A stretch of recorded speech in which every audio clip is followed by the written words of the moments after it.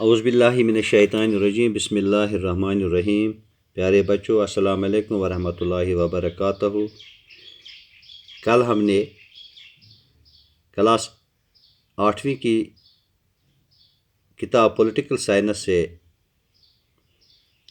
Understanding marginalisation जो हम chapter पढ़ रहे हैं, कल हमने उसमें पढ़ा था who are Adivasis.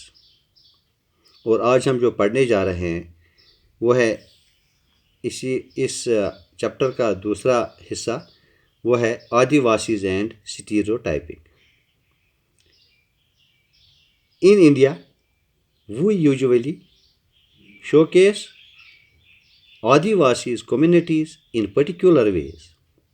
Thus, during school functions or other official events or in books and movies, Adivasis are invariably portrayed in very stereotypical ways in colorful costumes, headgear, and through their dancing.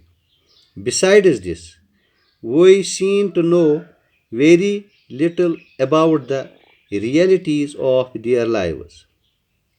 This often wrongly leads to people believing that they are exotic, primitive, and backward. Often, Adivasis are blamed for their lack of advancement as they are believed to be resistant to change or new ideas.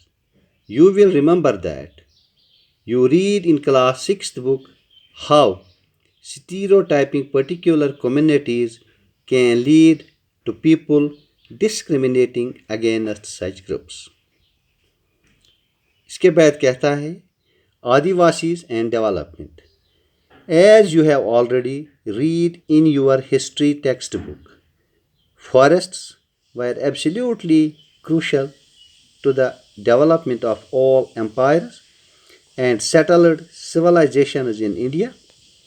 Metal ores like iron and copper, and gold and silver, coal and diamonds, invaluable timber, host medicinal herbs and animal products,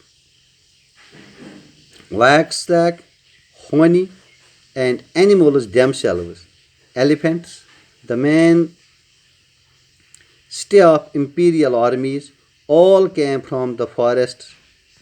In addition, the continuation of life depended heavily on forests that help recharge many of India's rivers and is becoming clearer now, crucial to the availability and quality of our air and water forecasts covered major part of our country till the 19th century, and the Adivasis had a deep knowledge of access to as well as control over most of these vast tracts at least till the middle of the 19th century. This meant that they were not ruled by large states and empires. Instead, often empires heavily depended on Adivasis for the crucial access to forest resources.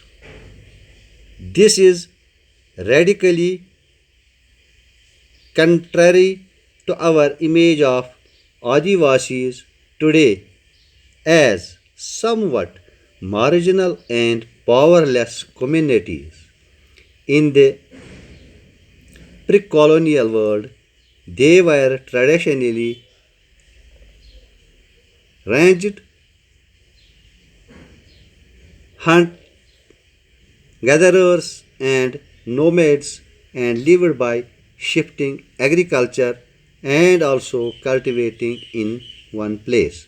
Although these remain for the past 200 years, Adivasis have been increasingly forced through economic changes, forest policies, and political force applied by the state and private industry to migrate migrate to lives as workers in plantations and construction sites, in industries, and as domestic workers. For the first time in history, they do not control or have much direct access to the forest territories.